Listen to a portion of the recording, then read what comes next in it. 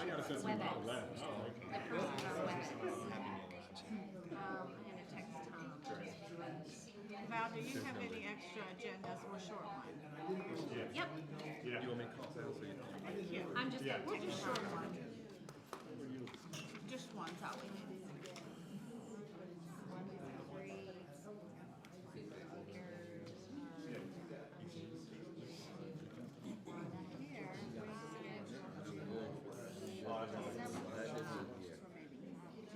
Probably wearing a big old hoodie. Okay.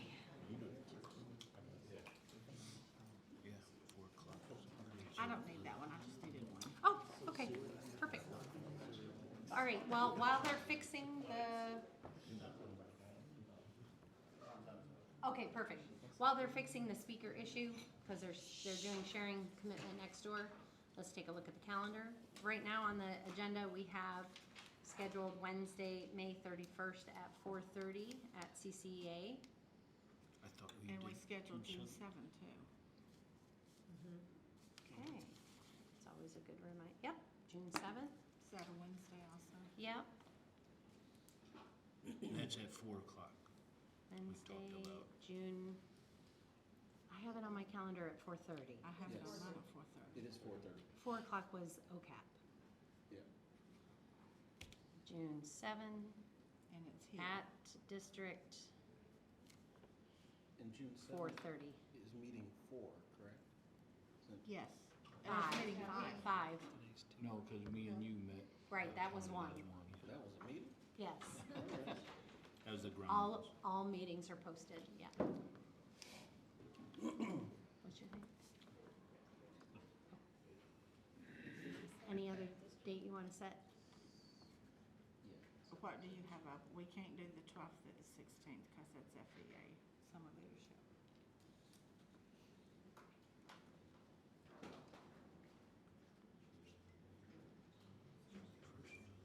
First. 21st? Guys, does June 21st work for you for another meeting date? April, are you in town then? 21st? As far as I know. Karen, That's a 21st? He's not. Esmond's not. But that's the first Lyle gets, you get back on. I'll be back. First so Lyle will be here. June 21st? Kristen, June 21st? Jimmy, does June 21st work for you? You're out. He'll be in Europe. Oh. If I stick your tongue out, Jimmy, Hold on, he'll be in Europe. we might have a couple people on vacation. What about the 28th? 28th would be better. 28th, will you still be in Europe? 28th? 28th better? Only one on this Kelly can't be here on the 28th. And Jimmy. But we're not gonna find a date that everybody can be here. Wednesday, June 28th Yeah, at 4:30 CCEA? yeah. Okay. 4:30.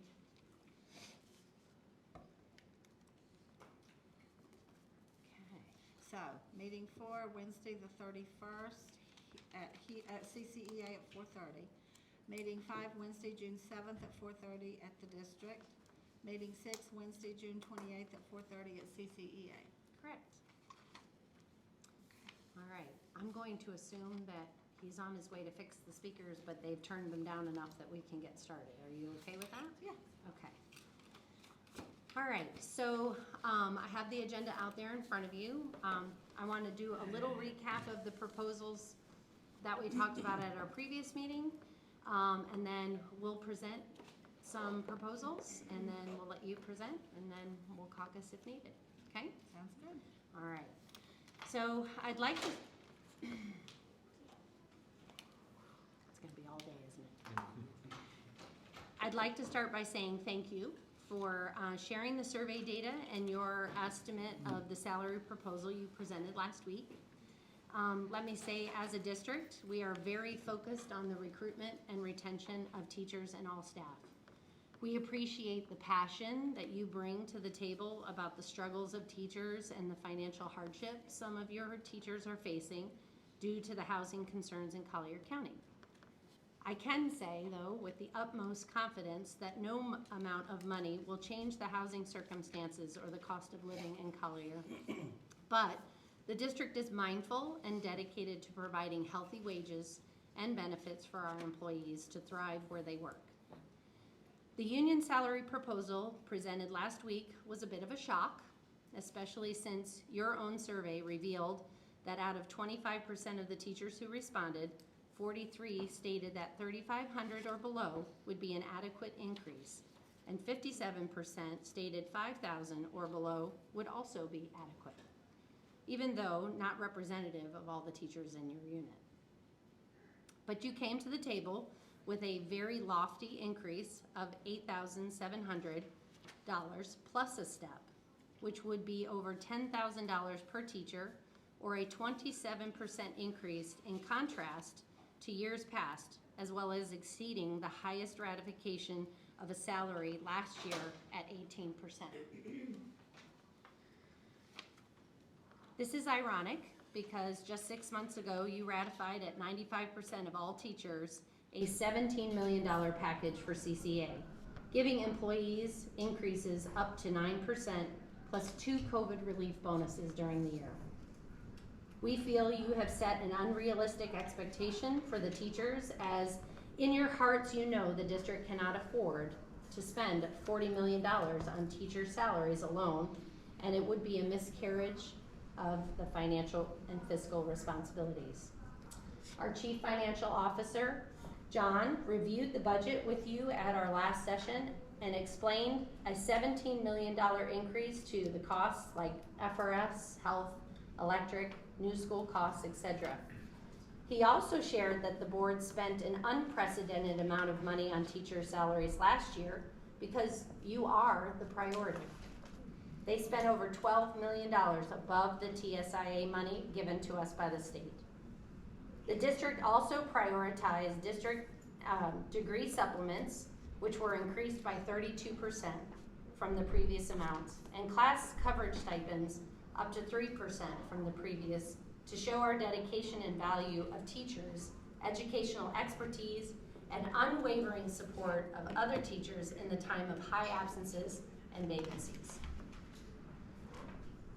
With all of this, the total estimated cost of all the current proposals on the table from CCA amount to an estimated $55.4 million, which is more than all the money we have in our district budget shortfall account. This is asking the district to be irresponsible with the money while knowing if the district is in financial peril, it will directly impact teachers. So, we wanted to be transparent and state here today, we will not be bringing a salary proposal to you today, as we need to evaluate all the financial requests from CCEA and wait for a final budget to be signed by the governor, as that will truly dictate our outcome of our finances. Our hope is that you may go back and reevaluate your own proposals and bring back something more reasonable and obtainable. Since we start this session, the district will be presenting several counter proposals today, Union Proposal 3, 4, and 5 specifically. We will also be bringing a new proposal from the district, a board and superintendent priority we feel will validate teachers' experience and support recruitment and retention of excellent teachers to fill our classrooms and work with our students. So our first counter proposal this evening is to Proposal Union 3.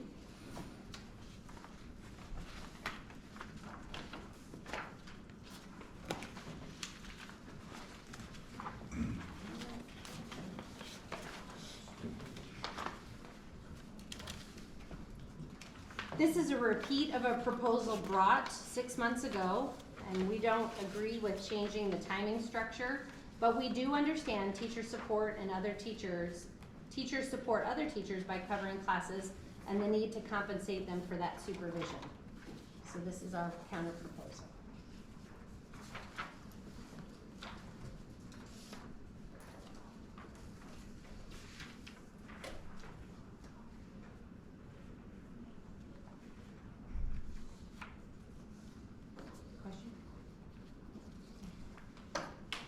second counter proposal is to Union 4. This was your team leader supplement.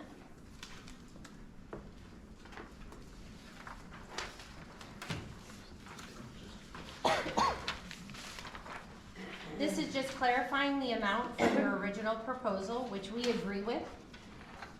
The party of 2 can be paid for supporting a small team at the same base pay of $43,760.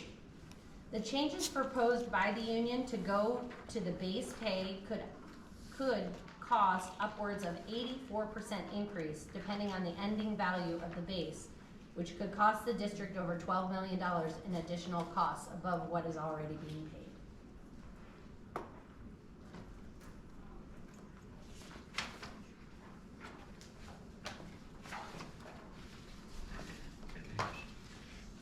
Did you say 12 million?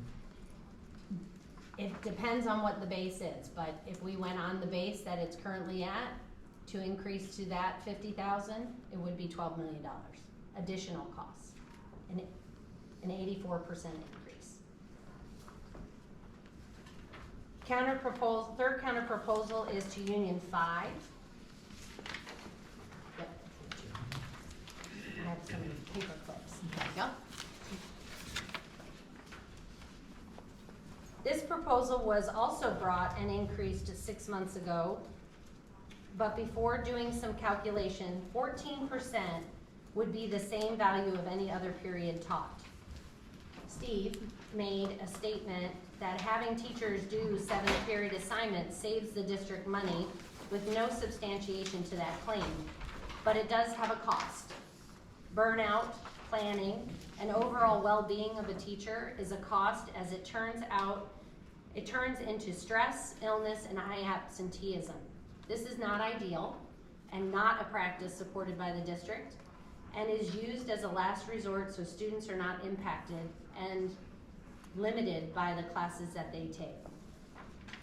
So we're recommending 14%.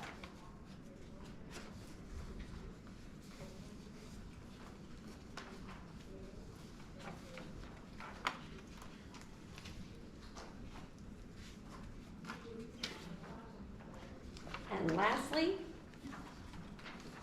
there you go. Our new proposal is really a counter to your Union 2 longevity. This proposal is a school board and superintendent priority for recruitment and retention, and we believe will significantly impact our current and future employees.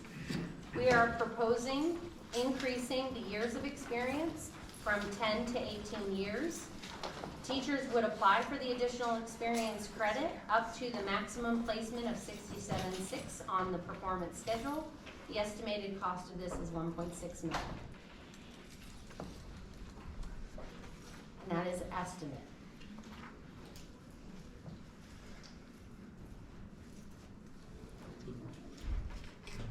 This is only for merit pay?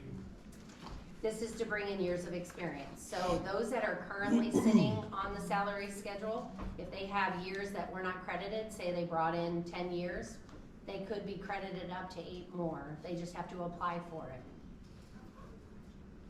But they could stay on the grandfather. No, this is for performance only. Goes, yeah, And you said this is to counter for the longevity pay that we Correct. presented? yes, the longevity pay that you presented is about an $11 million proposal, and we can't support that. And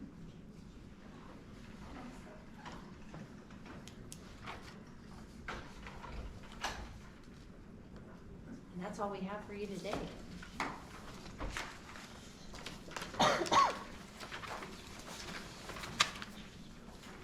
Perfect, thank you.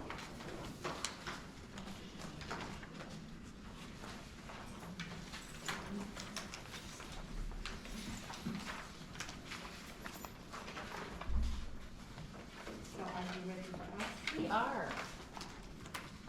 Okay, at our last meeting, you provided us with some budgetary information you felt we needed to know before entering this bargaining session so we would have a better understanding of where the district stands in terms of financial responsibilities. While we appreciate your transparency, there are some points from your presentation that we feel like we need to address. We scrutinized the statistical data that you rendered, and we contemplated its imminent effect. While all this data was certainly relevant and impactful, the data that was missing is what concerns us the most.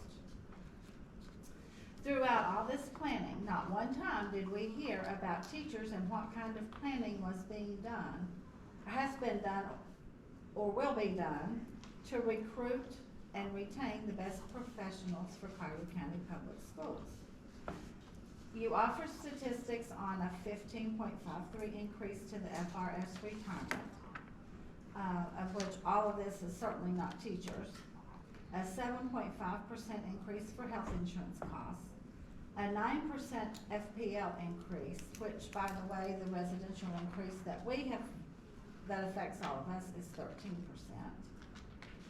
A $3 million increase in your contractual services, a $2 million increase for the operation of Aubrey Rogers, and we feel like this probably was accounted for and budgeted in your planning stages whenever you built the school. And then you said there's a family empowerment vouchers that you don't know exactly yet how that will come out. Okay, you presented all of this, but yet nothing was offered for recruiting and retaining teachers. You presented the fiscal cliff as ESSER funds are going to be sunsetting. You presented the tax neutral referendum that expires in June of 2025 that allows for the shift of $47 to $50 million from capital funds to operating costs, which can be renewed on November of 2024 ballot if the voters allow it. And plans to build 2 new elementary schools, L and Q, within the next 5 years. You clearly presented many financial factors that require careful consideration. However, not one time in any of this fiscal landscape did you mention a plan for the recruitment and retention of teachers.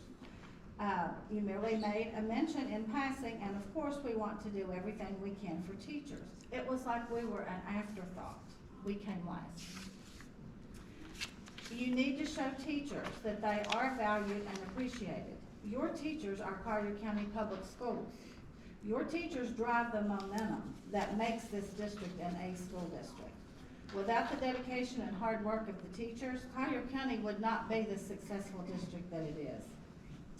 Recruiting and retention of high-quality teachers is where the emphasis should be, first and foremost. This is where the magic happens. Teachers have worked their fingers to the bone for many years, and they have never felt like their sacrifices were appreciated, nor have they ever felt like anyone really cared. We finally have a superintendent that understands where teachers come from. She knows how hard they work and how much they care. She supports their efforts and appreciates them for who they are and for the many gifts that they bring to the table. Without hesitation, she said teachers need to feel valued and appreciated every day, and that she believes the best way to recruit and retain highly qualified professionals is to bring forth the best and most competitive compensation package. And we believe, based on their campaign, we believe our new school board member shares these sentiments. And you have all been entrusted with making this happen. You have planned and you have made great strides with your planning. Even with all the increases you're looking at incurring, you yourself said you will be debt-free by the end of 2026. While this is a remarkable feat, don't do it on the backs of the teachers.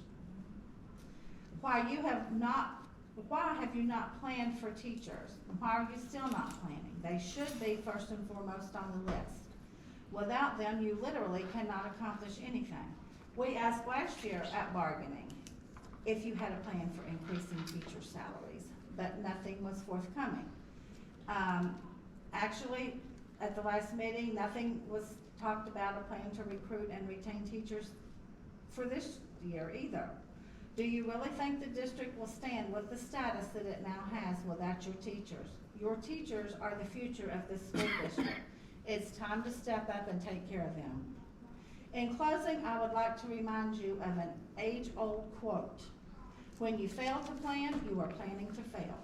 We're in a severe teacher shortage, and it's not and cannot be business as usual. A new day has dawned.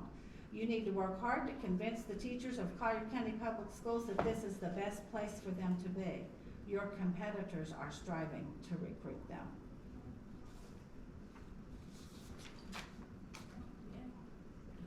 Questions? You have anything you want to add, Mr. Willis? I will just echo Ms. Baldwin's sentiments and say this.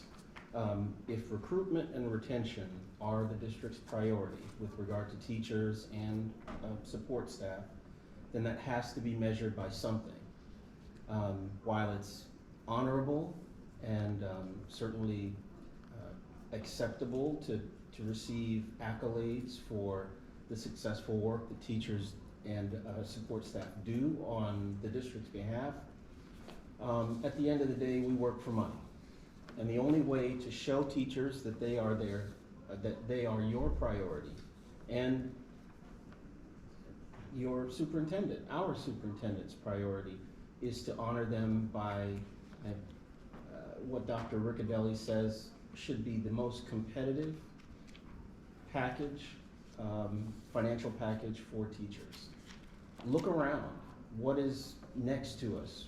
Well, go an hour and change to the east. We've got Broward County.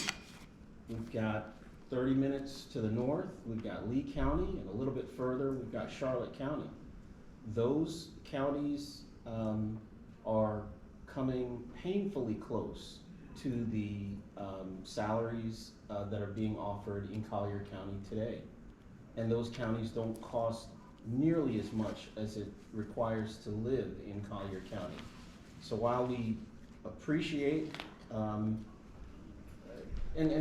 can accept the notion that there's nothing that the school district in and of itself can do to cure, fix the housing problem all by itself in Collier County, one way that it can at least assist teachers to live in Collier County is to offer the highest compensation package of any of the surrounding counties. Otherwise, you're going to risk losing teachers to those neighbors who are willing to pay at or around what you're paying now, and with a lower standard of living in those respective counties. So we go back to our theme that you will likely hear throughout today's discussion: recruitment and retention. These are not our priorities, these were the board's priorities, and later heard by me and others, the superintendent's priorities, and I assume yours. Recruitment and retention. The best way, it is said, to continue the product that you have, a successful product. We are an A school district, that is without question, and that is done by the licensed and certified educators that are within the buildings that form Collier County Public Schools. The best way for any business, any well-run enterprise to be able to continue its success is to keep the successful employees and people that make the successful product. So to me, and I think to this group, your biggest priority should be in ensuring that the great teachers that you currently have stay with you, period. Then we can talk about recruiting new teachers. But new teachers from somewhere else are not going to come once they realize the full impact of what it costs to live in Collier County. It makes a package from Collier County, by definition, needing to be exceedingly above what Lee, Charlotte, Broward on the other side might offer. So retention has to be, we say recruitment and retention, but retention has to be the first one of those things. Better to keep what you have, at least bird in hand is better than two in a bush or something like that was the adage. But those teachers who work for you now, those are your best resource, and you've got to do what you have to do. Move hell and high water to keep those teachers and give them a package that they can be proud to go home with. So we thank you for your transparency, but I would echo the sentiments of Mrs. Baldwin. Teachers need to hear that they are your priority, and we hear that through the dollars that you offer in the salary package and that you agree to. We don't disagree with you, and we are on the same page that recruitment and retention are very important. One thing that you should know is that we do recruit a lot of folks from out of state that come here and can live here to fill our positions, and we have many that are here now that are wanting to stay. So we have to think about the people that are here as well, right? We don't disagree with you on that. You're making some assumptions that we don't agree that money on the table for teachers is important. It is extremely important. But we also can't drain the coffers of the district with a $55 million proposal. Where is your priority? If your priority is in the salary of the teachers, then let's get it on the salary schedule and not spread it out across all of these other proposals, which are extremely expensive. But you're spreading it out. You're not putting it on the salary. So it isn't going to benefit everyone in your unit. It will only benefit a few that are within those different proposals. So I would say if you're as dedicated to the retention of teachers, that you will put a proposal that is reasonable on the table that shows that you are dedicated to all members and all teachers of CCEA on the salary schedule. And we haven't put our proposal out yet, so you don't know, but we have to evaluate all of your proposals, and your proposals cost a lot of money. So we have to determine what the priority is. Our priority, and I told you from the very beginning, is to put it on the salary schedule and get it out to all. That's where our priority is. All right, then I have a question with that. If we put it all on the salary schedule, does that mean that you're no longer interested in the supplemental positions? I mean, teachers are not gonna volunteer their time for nothing. No, that's not for nothing. The supplemental positions are always in your CBA, and they are being paid. They're not doing it for nothing. But, I mean, you're saying put it all on the salary schedule. I mean, We're saying that you don't need an increase to the base. That's an $11 million proposal. $11 million can go a long way for the salaries of your teachers. But you're asking for just that supplement to go up $11 million, where people are already being paid. We're not taking the supplements away. That is in addition to what we're already paying. exactly, but you're not paying the supplement based on the base pay for teachers. Correct. We're paying it on $43,760, which used to be the base pay. And we've increased so many years in a row, unlike other counties surrounding us, in comparable counties, we've increased salaries for teachers every single year. Last year, over 9%. So to say that we are not dedicated to teachers, recruitment and retention, I think is false. Because surrounding counties do not have the salary schedules we do. Surrounding counties are not giving the salary increases that we have given. But we have surrounding counties that are over top, I mean, $56,000 is now the starting salary in Monroe, which that's not next to Not a us, but comparable it's county. still. Right. Is it Charlotte or Sarasota that's at 53 now? Charlotte's at Charlotte. 52 with a tax referendum where that money ends up going back to the taxpayers because it's a tax referendum. It's not tax neutral. So there is a cost. So ultimately, the teachers are making exactly what we're making here. And then Lee County offers longevity pay. But their salary schedule is well below ours. So teachers come here, one, for the conditions of learning and for the pay, because they can bring in time to us and they get a higher salary. And that used to be true, but that's dwindling. And that may be true, but what I'm saying is you haven't seen our salary proposal yet. So you can't assume, excuse me, you cannot assume that we're not gonna put money on the table. But what you can understand from our conversation today is that your request triples what you received last year. Triples the amount of money that's spent, Okay, with that being said, just for teachers. That means there would be no money for anyone else, your non-instructional staff, your bus drivers, your nutrition services, that far exceeds any authority any board has ever provided to a bargaining team.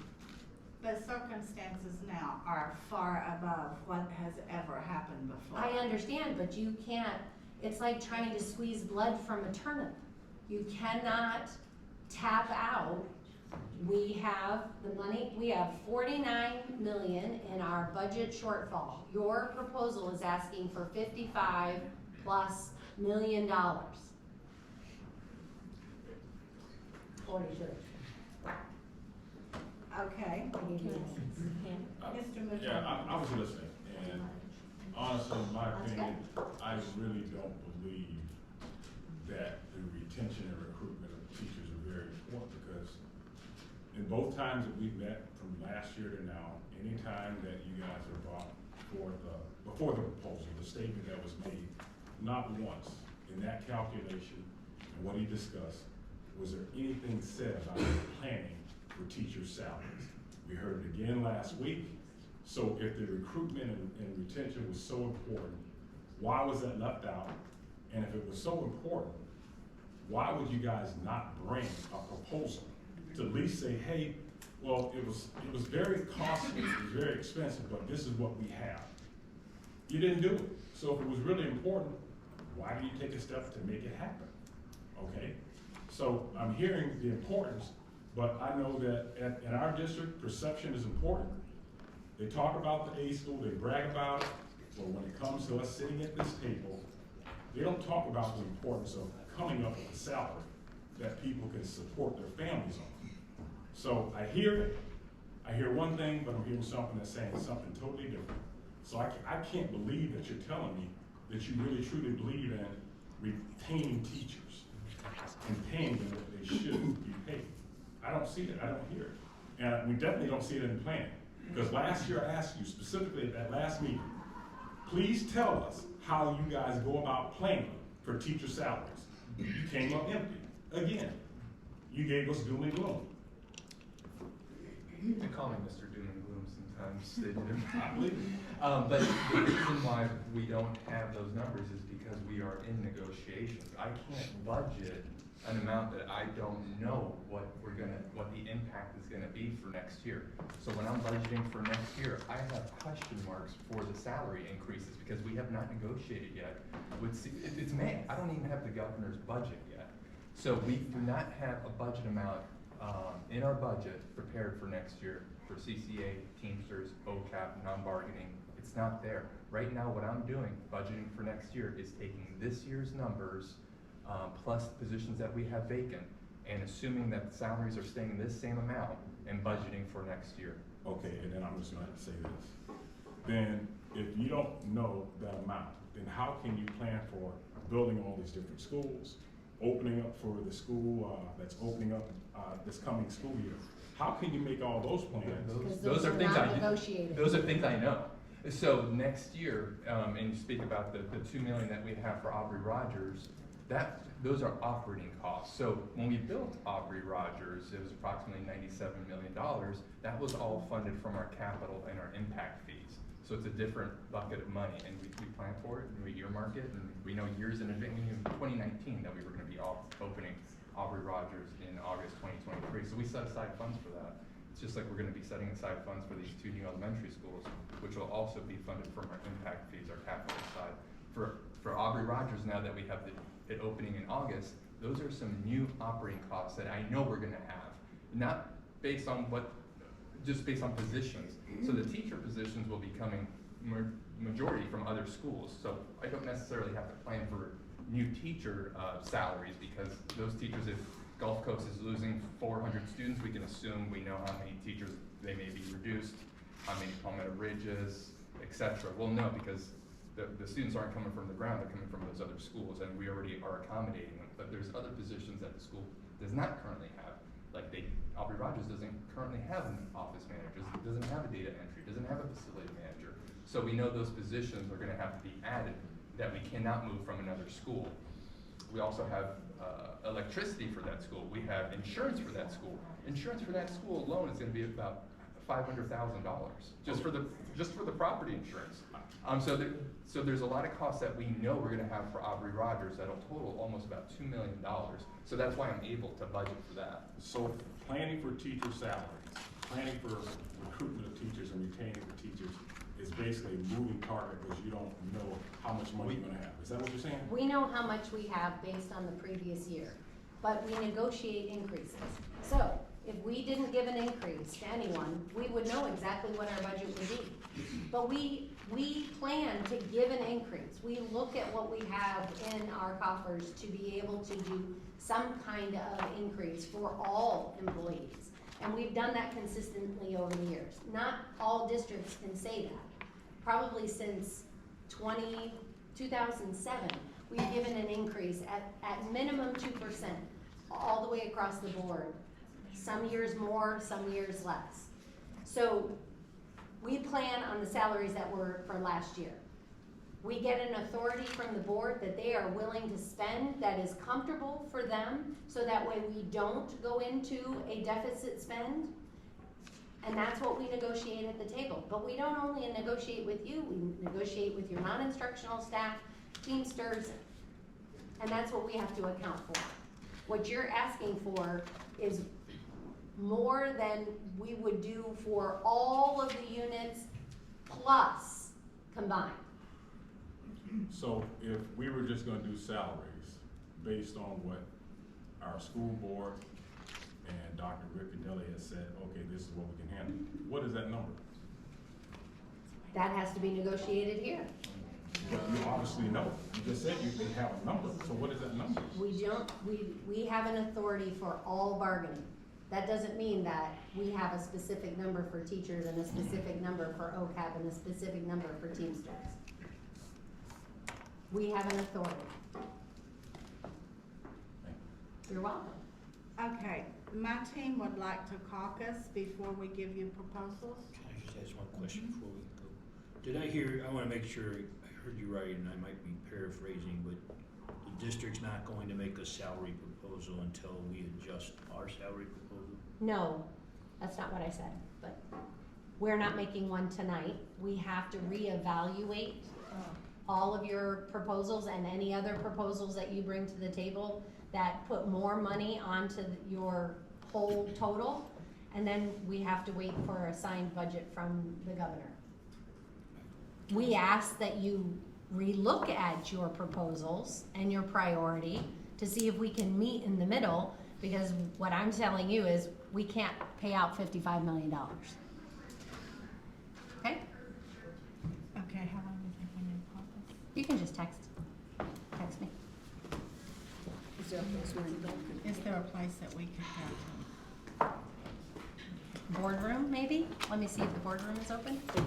Yeah.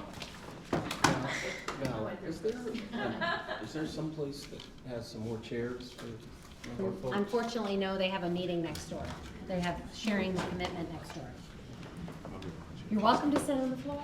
You can borrow ours. Carpet squares. You can borrow ours. We'll stand up and we can. Please take my chair. Let me see if the boardroom is open before you all move. Okay. Thank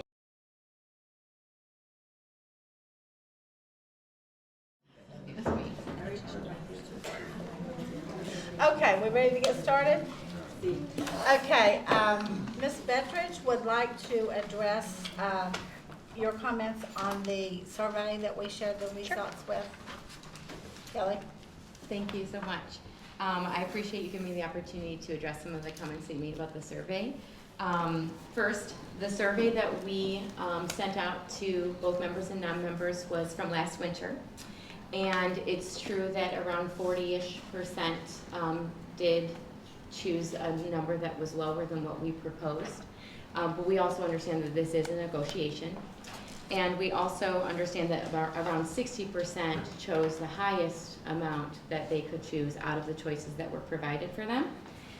So I think it's important to have that on record, but there were a lot of people. Since then also, I'm on this bargaining team and other folks are on this bargaining team because teachers asked us to. And they ask us and they talk to us and we're the ones hearing their needs, their concerns that come in all of that qualitative data that we don't get from a survey, that, I'm moving away or I don't know how I'm gonna make all of those things. And so I think it's important to know because we do ask, like, what do you think that you need? What do you think you need to make it? And I think it's important to acknowledge that and understand that perhaps had another survey gone out, or maybe if we didn't cap it, at what we did, that maybe they would have chosen more. And so I think that we can take a look at that and to see if we can find out where our members and non-members are standing now here in May as opposed to January. So that's the first thing that I wanted to say. And as I said last week, I really believe, and because I'm in a school and because I'm, a member of this community, I really believe that our teachers, when they say that it wasn't enough last time, I know that we all ratified it quickly because we all wanted to make sure that we got paid before Christmas, okay? Otherwise, we would have been waiting to get paid until February, and we needed to do our Christmas shopping. So that was a big motivator, on top of the fact that we had some additional things like, an election that was happening and superintendent search. So I'm not sure if the situation were different, if we would have had such an overwhelming response to that ratification based on things that we've heard since then, and based on, teachers responding to that, not in the survey, but face-to-face since then. So I just wanted to enter that into our discussion. Thank you. Thanks. Okay, April. I hear you, and I actually don't disagree with some of the things that you shared with us. One of the things that you mentioned was that you wanted to make sure that we do everything for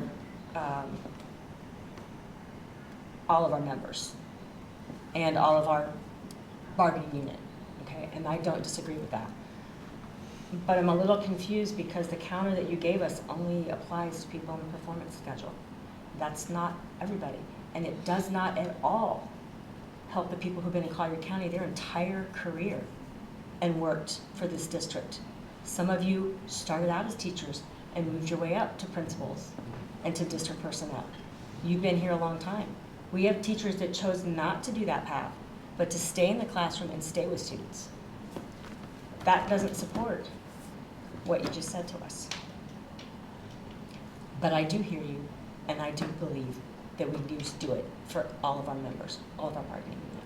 So I just like to make sure that maybe the next time we get closer with this, so that we You can always come back with something. And April's comment was with regard to the proposal to Union 2 experience credit. Yes. I'm sure you were aware of that. Just Yeah. wanted to make that I didn't clear on actually the say record. it. That's I didn't okay. say it. I knew what So, you were talking about. Thank you. Okay, and I think Steve has something he wanted to say. Yes, for my statement about differentiated pay, just to clarify, what I meant was that if you increase the workload of a small handful of teachers by adding an extra period, that would be more cost effective than hiring another full-time employee. That's what I meant by that.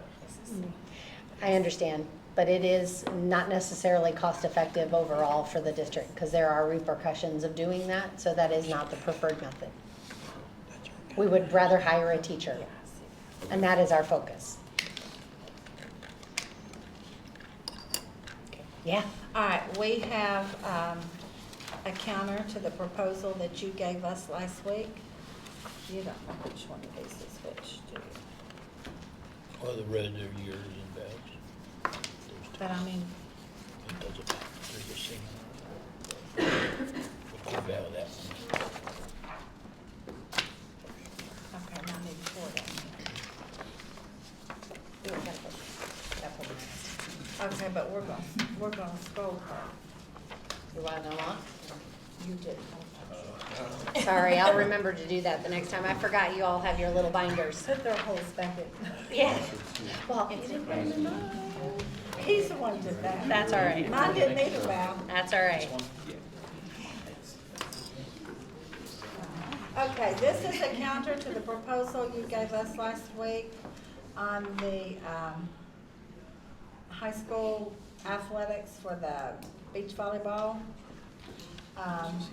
We don't agree with the base pay of $43,760. We want it to be current base pay.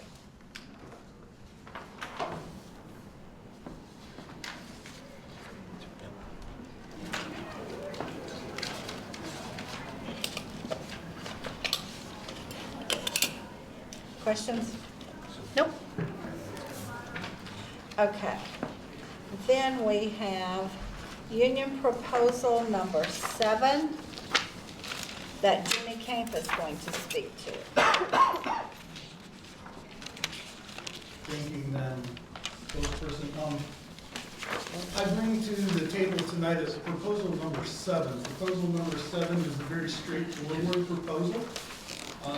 In terms of, it is simply asking for teachers who teach concurrently on Collier County High School campuses in which students receive college credit to be compensated for the work that they do. This particular course, dual enrollment or concurrent enrollment, because dual enrollment is a more broad umbrella than that. But concurrent enrollment is definitely in alignment with the district's mission to develop students' intellectual capacity, its vision to inspire students to achieve academic excellence, the board's priorities of expanding and enhancing post-secondary options, definitely maximizing our return on investment, as I'm about to show you, and differentiate the total compensation package. What we are asking for is that those teachers who concurrently teach on our high school campuses receive $2,500 per course that they teach here.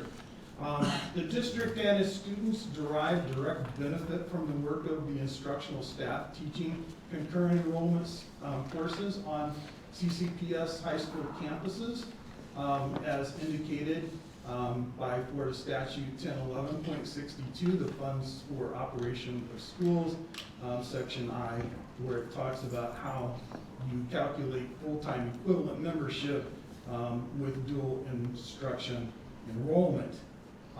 In addition, it also says that not only is there a full-time equivalent, but there is additional allocation provided to the district all the way from 0.08 to 0.3, depending upon how that student actually performs in those courses, whether or not they receive an associate's degree, et cetera, where the district can actually get some additional funding. The benefit to the students is that they get college credit taught on their high school campus if they receive, obviously, the appropriate grade. But they receive that with no cost for tuition, and it does not cost the district either in terms of because our dual enrollment articulation agreement, at least with FSW, says that concurrent courses taught by concurrent faculty are not assessed the standard tuition fee. So therefore, these instructional staff who are teaching, in addition to that, and these instructional staff who are teaching concurrently, they also have additional credentialing, professional development, and instructional evaluation requirements beyond that of just a standard instructional personnel in the district, according to Florida Statute 1007.271, where it indicates that we have to, those of us who do this, and I happen to do this particular thing, that we must meet the credentialing qualifications of the accrediting agency of whoever is issuing that college credit. In addition to that, we have to provide syllabi, et cetera, and the syllabi must meet the criteria of the college, not necessarily anything that is put out in terms of our instructional manuals, et cetera. We have to adhere to the professional rules, guidelines, and expectations stated in the post-secondary institutions faculty or adjunct handbook, and also those guidelines and expectations in their student handbook that apply to faculty. So basically what's happening here is the district's deriving benefit in terms of being able to offer high-level courses by highly trained personnel. The students are deriving benefit because they're receiving college credit, and these are, and if we're doing it with FSW or FGCU, those are things that will transfer to any college in the state of Florida because they're using those course code numbers. The only one who's not deriving any benefit is the people who are actually providing the benefit, and that is the teachers who are mandated to do additional duties outside of that which is contracted by any other personnel in the district. So this $2,500 thing, because I know you're going to ask about numbers, and you should, because we all should. We should all look at this budget together and look at return on investment, because we need to invest in these highly qualified people. It's part of this whole idea of retention, especially. And so let's say that there were 50 courses, concurrent enrollment courses taught at $2,500 this year in the school. I'm not sure how many because we haven't gotten the numbers back. I think we requested that. We hadn't gotten those numbers back yet, but let's say 50 courses, $2,500 a piece, $125,000, right? That you would potentially pay to these teachers. And let's not forget about indirect costs. I mean, those are there, 22%, okay? So it gives us $152,000. And potentially, we could have 1,250 students, 25 students in a classroom.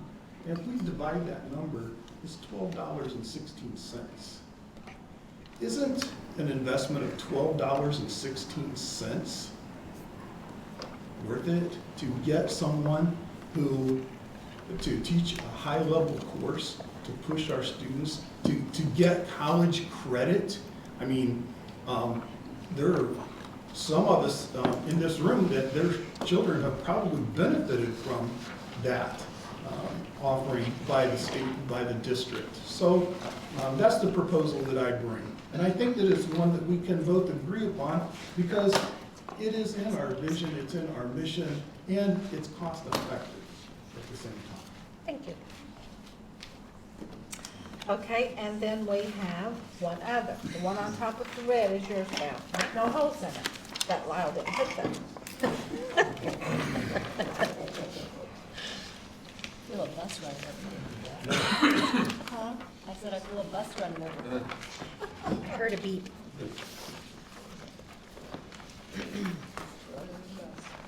Okay, Mr. Mitchell wants to speak to this one. We have been working on these proposals since January. And after we got the contract and everything ratified in December, we immediately started because this was something that we knew that we were going to be faced with. And so this proposal right here, we actually started on in January with the rest of it. Through the years, there's been many issues associated with lunch duty, the amount of pay. We know that there's a stipend.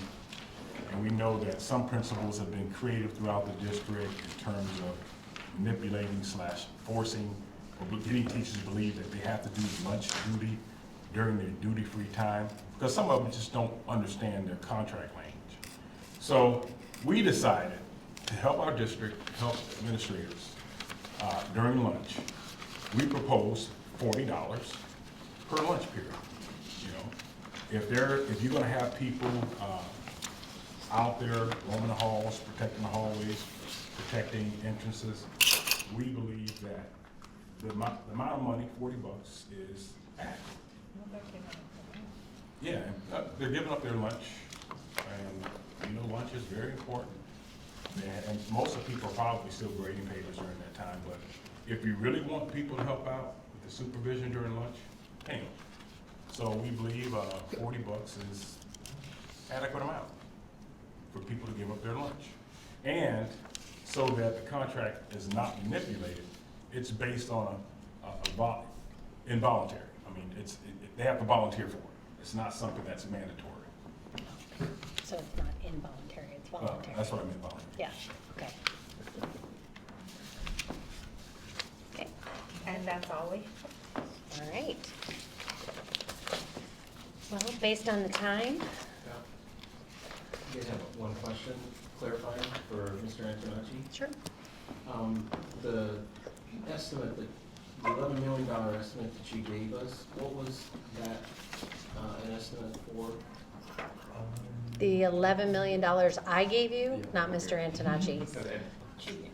Yeah, it was for moving the base for the supplements. Gotcha. It's To 50,000. only an estimate, because we don't know what the base will be. So right now at 50,000, if we moved it from the 43,760 to 50,000, it's about an 84% increase. So it would be $11 million What- estimate. What's the total amount for supplements without our proposal? I believe it's 23 million. Can I ask a question? Can I ask you a question? But I can get you that exact number when Yeah, I get I back. think that was part of our records request, but John's. Not the supplements, but I can get you that Okay, information. thank you. Okay, because I had written down that you said that what we were asking for the longevity pay was $11 million, and I had the 50,000 base stipend, 84% or 12 million. So I don't know if I wrote Let me it go down back. wrong or if I heard you wrong. That's all right. Let me look.